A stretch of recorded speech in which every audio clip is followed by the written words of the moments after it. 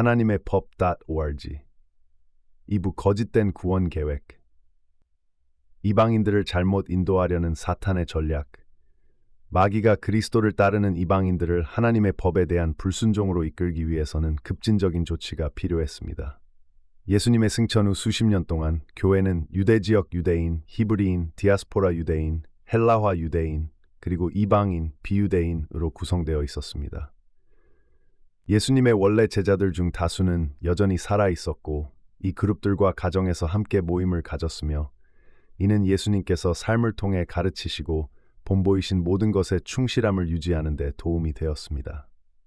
하나님의 법에 대한 충실함. 하나님의 법은 예수님께서 명령하신 대로 읽히고 철저히 순종되었습니다. 예수께서 말씀하셨다. 오히려 하나님의 말씀, 로곤 투테우, 즉 타나크, 구약 성경을 듣고 지키는 사람들이 복이 있다. 누가복음 11장 28절. 예수님께서는 아버지의 지침에서 결코 벗어나지 않으셨습니다. 주께서 주의 규례들을 부지런히 지키라 명령하셨나이다. 시편 119편 4절. 오늘날 교회에서 흔히 받아들여지는 메시아의 오심이 이방인들에게 구약의 하나님의 법을 지킬 의무를 면제해 주었다는 생각은 복음서에 기록된 예수님의 말씀 어디에서도 근거를 찾을 수 없습니다. 구원의 원래 계획. 항상 열려 있었던 이방인의 구원. 문명의 역사 속에서 어느 때에도 하나님께서 회개하는 자가 돌아와 죄 사함을 받고 복을 얻고 죽음 후 구원에 이를 수 있는 길을 허락하지 않으신 적은 없습니다.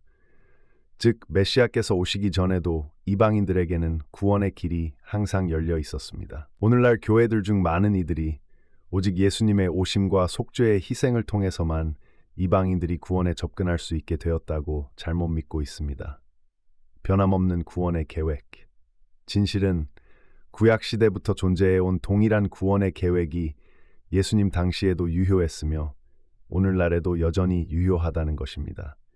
단 하나의 차이는 과거에는 죄사함을 위해 상징적인 희생제사가 과정의 일부였던 반면 이제는 세상의 죄를 지고 가는 하나님의 어린 양, 요한복음 1장 29절의 참된 희생이 있다는 것입니다. 하나님의 언약 백성의 연합하기, 이스라엘의 연합해야 하는 요구. 이 중요한 차이를 제외하면 그 외의 모든 것은 그리스도 이전과 동일합니다. 이방인이 구원을 받기 위해서는 하나님께서 영원한 언약으로 택하신 민족에 연합해야 합니다. 그 언약은 할례의 표징으로 확증되었습니다. 여호와를 섬기기 위해 여호와께 연합한 이방인들, 네카르, 타국인, 외국인, 비유대인, 여호와의 이름을 사랑하며 그의 종이 되려는 모든 사람들, 그리고 내 언약을 굳게 지키는 자들은 내가 나의 거룩한 산으로 인도할 것이다.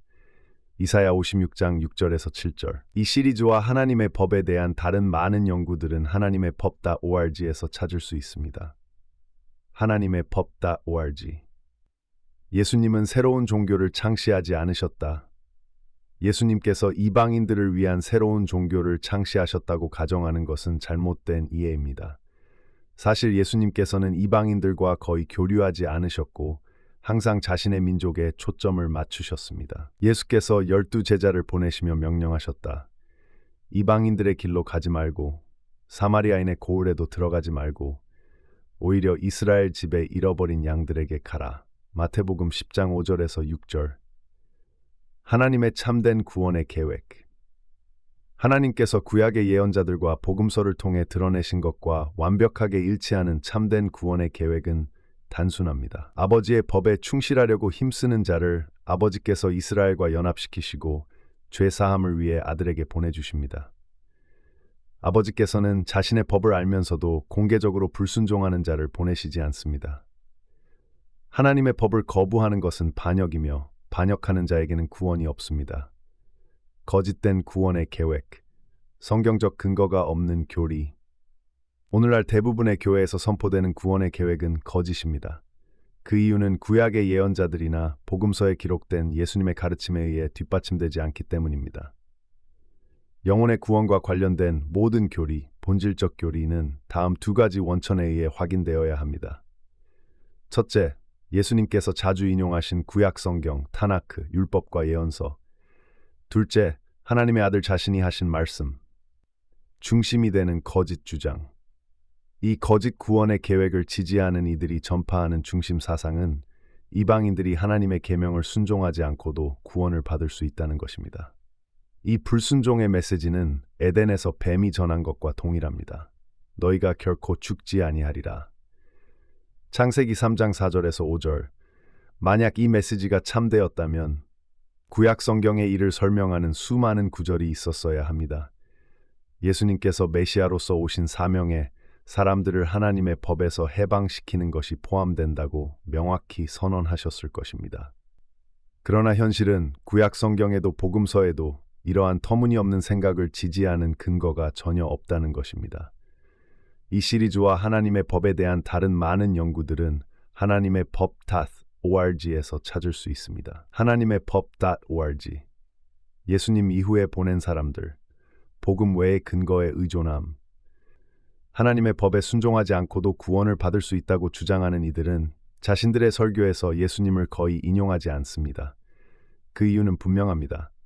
그리스도의 가르침 어디에서도 아버지의 법을 고의로 불순종하는 자들을 구원하기 위해 오셨다는 내용을 찾을 수 없기 때문입니다. 예언적 지지의 부재. 대신 그들은 그리스도 승천 이후 등장한 인물들의 글에 의존합니다. 그러나 문제는 다음과 같습니다. 첫째, 구약 성경 어디에도 예수님 이후에 등장하여 새로운 구원의 계획을 가르칠 하나님의 사자에 대한 예언이 없습니다. 둘째, 예수님께서도 자신 이후에 누군가가 나타나 이방인들을 위한 새로운 구원의 계획을 전할 것이라고 말씀하신 적이 없습니다. 예언의 중요성. 신적 권위의 필수 조건. 하나님의 계시는 유효하려면 반드시 사전의 권위와 위임이 있어야 합니다. 우리는 예수님께서 아버지께로부터 보내심을 받은 분임을 압니다. 이는 예수님께서 구약 성경의 예언들을 성취하셨기 때문입니다. 그러나 그리스도 이후에 새로운 가르침을 전할 다른 인물들의 파견에 대한 예언은 없습니다. 예수님의 가르침으로 충분하다. 우리의 구원에 대해 알아야 할 모든 것은 예수님 안에서 완성되었습니다. 예수님 승천 이후에 등장한 모든 기록들은 성경 안에 있든 밖에 있든 보조적이고 부차적인 것으로 간주되어야 합니다. 예수님께서 가르치신 것 이상의 무언가를 전하기 위해 보냄을 받은 사람에 대한 예언은 없었기 때문입니다. 교리의 유효성을 판단하는 기준. 복음서 4권에 기록된 예수님의 말씀과 일치하지 않는 모든 교리는 그 출처나 오랜 역사나 대중적 인기에 관계없이 거짓으로 간주되어야 합니다. 구약에 예언된 구원의 사건들.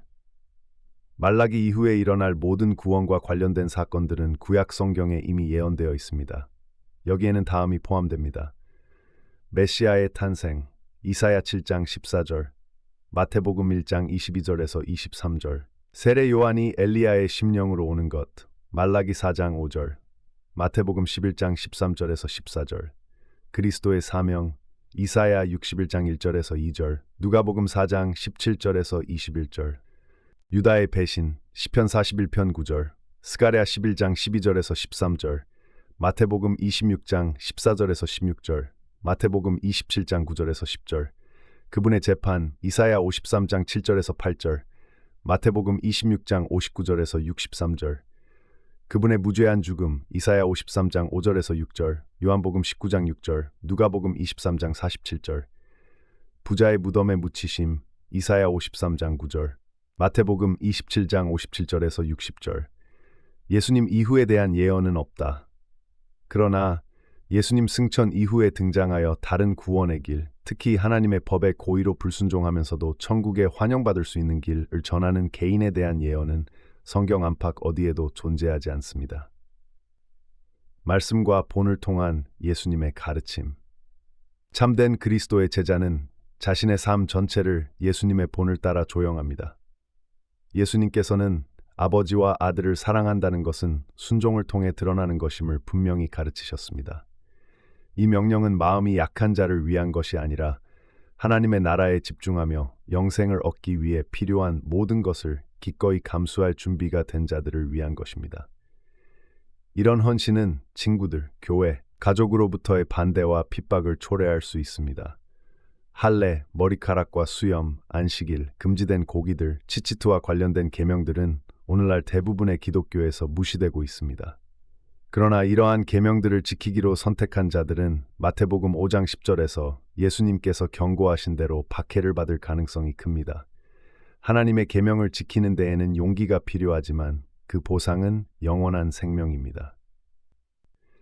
이 시리즈와 하나님의 법에 대한 다른 많은 연구들은 하나님의 파 org에서 찾을 수 있습니다.